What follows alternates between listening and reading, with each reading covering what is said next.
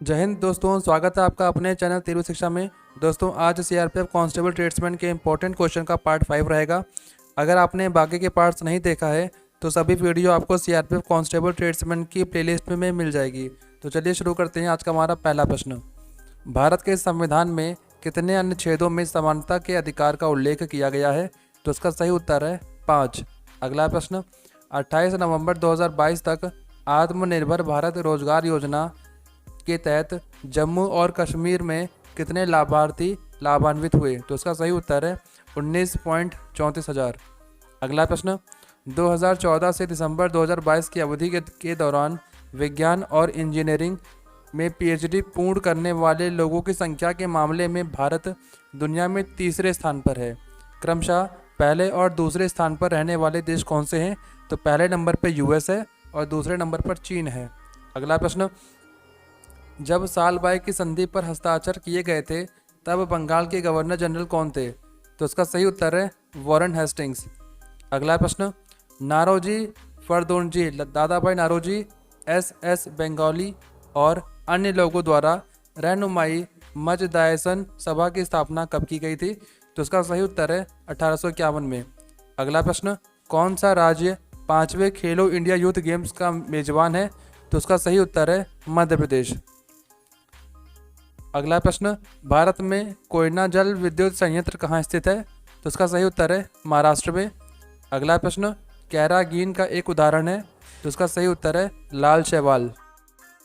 आगे बढ़ने से पहले अगर आप चाहते हैं ऐसे ही इंपॉर्टेंट क्वेश्चन की सीरीज़ लगातार एग्ज़ाम तक ऐसे ही आती रहे जिससे आपकी तैयारी मजबूत ढंग से हो सके, तो हमारे इस चैनल को सब्सक्राइब कर और अपने दोस्तों के साथ शेयर ज़रूर करें। चलिए बढ़ते हैं अगले प्रश्न पर।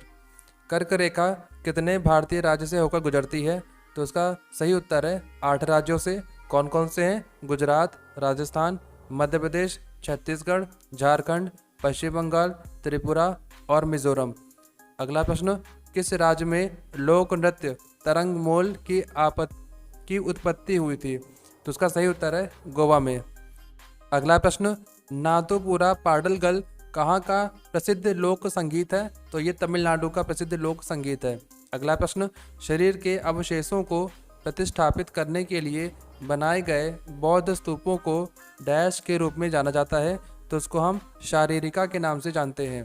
अगला प्रश्न, राष्ट्रीय सांख्यिकी कार्यालय के आंकड़ों के अनुसार अप्रैल जून 2022 में शहरी क्षेत्रों में 15 वर्ष और उससे अधिक आयु के व्यक्तियों की बेरोजगारी दर क्या थी? तो उसका सही उत्तर है 7.6%। अगला प्रश्न, आधुनिक आवर्त सारणी के किस आवर्त में क्रोमियम तत्व है? तो उसका सही उत्तर है चौथे आवर्त में।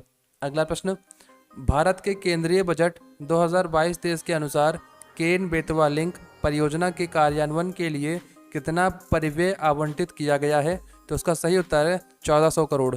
अगला प्रश्न, अफगानिस्तान के साथ साझा की गई भारत की सीमा रेखा की लंबाई कितनी है? तो अफगानिस्तान और भारत के साथ 106 किलोमीटर की बॉर्डर शेयरिंग होती है। अगला प्रश्न, भारतीय संविधान का कौन सा अनुच्छेद संवैधानिक निकाय वित्त आयोग से संबंधित है? तो उसका सही उत्तर है अनुच्छेद 280। अगला प्रश्न, भारतीय विज्ञान शिक्षा एवं अनुसंधान संस्थान कहाँ स्थित है? ये पुणे में स्थित है, जो कि शोधकर्ताओं ने जनवरी 2023 में एक अद्वितीय आणविक स्पंज सट्टा सामग्री विकसित की है जो प्रदूषित जल को प्रभावी ढंग से साफ कर सकती है।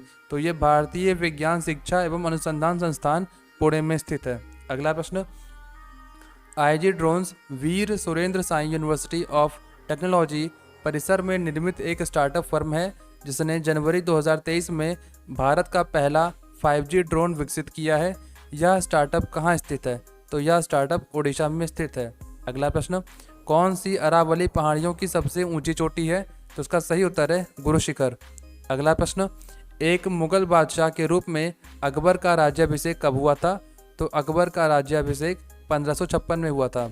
अगला प्रश्न, किस राज्य ने 2021 में नीति आयोग द्वारा जारी किए गए पहले बहुआयामी गरीबी सूचकांक में दूसरी सर्वाधिक बहुआयामी गरीबी दर्ज की है? तो उसका सही उत्तर है झारखंड। अगला प्रश्न, 18 जनवरी 2023 को न्यूजीलैंड के खिलाफ मैच में दोहरा शतक बनाने वाला कौन सा बल्लेबाज एक दिवसीय क्रिकेट के इतिहास में एकमेव 8वां और सबसे कम उम्र का खिलाड़ी बन गया है? तो इसका सही उत्तर है शुभमन गिल। अगला प्रश्न, हिंदुस्तानी संगीत में नाद के सबसे छोटे रूप को क्या कहा जाता है? तो इसका सही उत्तर है श्रुति। अगला प्रश्न, खुदरा निवेशकों द्वारा सरकारी प्रतिभूतियों में निवेश को सुगम करने के लिए वन स्टॉप एक्सेस प्रदान करने के लिए नवंबर 2021 में भारतीय रिजर्व बैंक द्वारा शुरू की गई योजना का नाम क्या है? तो इसका सही उत्तर है रिटेल डायरेक्ट स्कीम।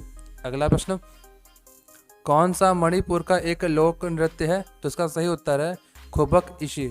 अगला प्रश्न, 15 जनवरी 2023 को भारतीय पहलवान खाशाबा दादा साहेब जाधव को उनके डैश जन्मदिन को चिन्हित करने के लिए गूगल डूडल द्वारा सम्मानित किया गया था।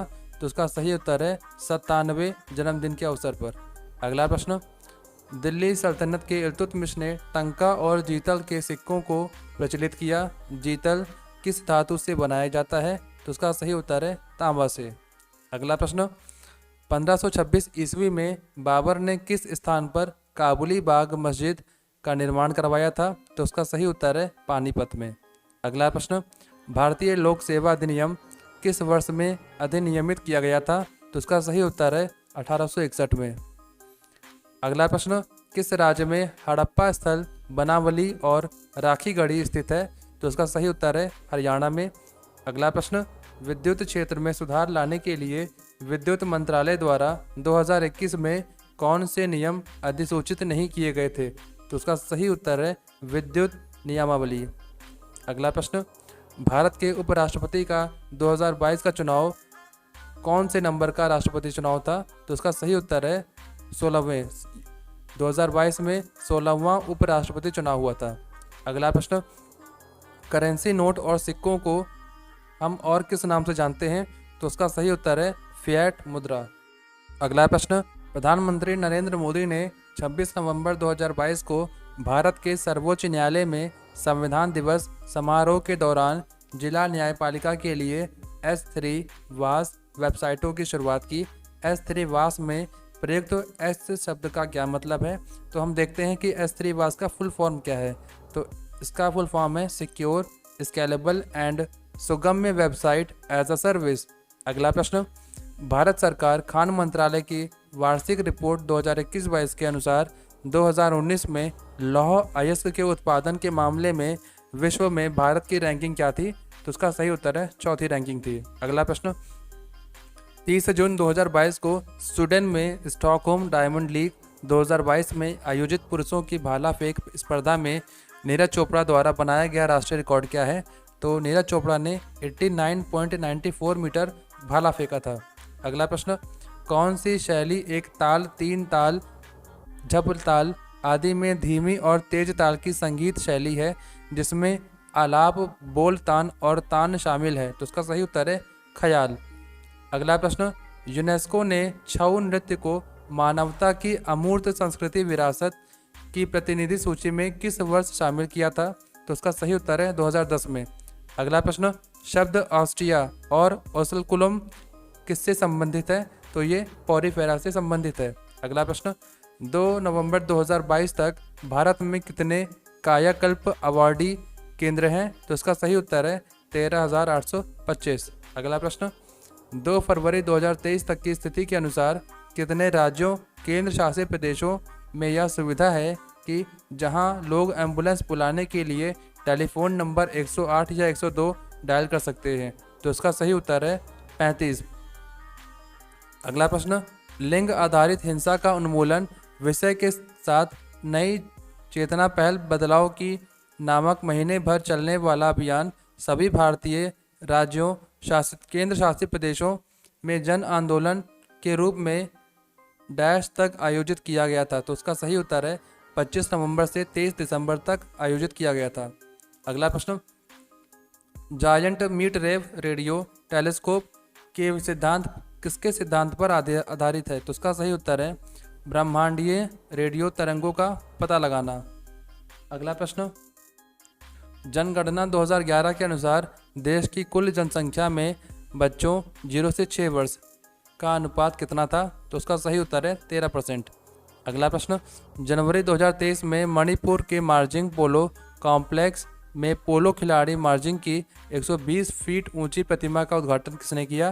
तो इसका सही उत्तर है अमित शाह जी ने। अगला प्रश्न, जनवरी 2023 में केंद्रीय परिवहन मंत्री नितिन गडकरी ने डैश में वाईबी केंद्र में भारत की पहली electric double decker bus launch की। तो इन्होंने मुंबई में डबल डेकर बस लॉन्च की थी। अगला प्रश्न, जनवरी 2023 में किस राज्य ने ग्लोबल सिटी अभियान लॉन्च किया? तो उसका सही उत्तर है उत्तर प्रदेश। अगला प्रश्न, अज्ञात तत्व यानी कि अनडिस्कवर्ड एलिमेंट जिसका एटॉमिक नंबर 120 है, ये आवर्त सारणी के किस समूह में रखा जाएगा? तो उसका सही उत्तर है 2 नंबर पर। अगला प्रश्न, कौन सा विकल्प शोषण के विरुद्ध अधिकार यानी राइट अगेंस्ट एक्सप्लॉयटेशन के अंतर्गत आता है? तो उसका सही उत्तर है मानव का दुर्व्यापार और बलात् श्रम पर प्रतिबंध। तो इसी के साथ आज के हमारे पूरे 50 प्रश्न समाप्त होते हैं। कैसा लगा आज का हमारा यह वीडियो हमें कमेंट में ज़रूर बताएं और हमारे चैनल को लाइक, शेयर और सब्सक्राइब जरूर करें। मिलते हैं अगले वीडियो में। जय हिंद।